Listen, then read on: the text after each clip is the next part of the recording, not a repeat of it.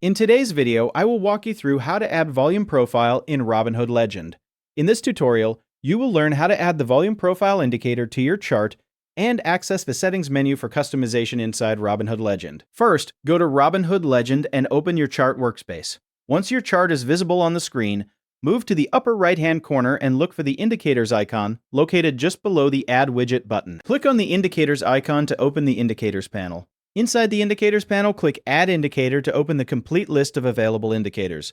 After the list appears, you can either scroll through the available options manually or use the search box to find the indicator more quickly. Type volume profile into the search box or continue scrolling until you locate the volume profile indicator in the list. Once you find it, click on the volume profile indicator to add it to your chart.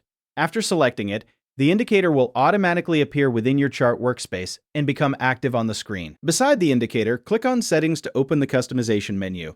This will display the available settings options for the volume profile indicator. Inside the settings menu, you can review and adjust the available configuration options directly from the panel.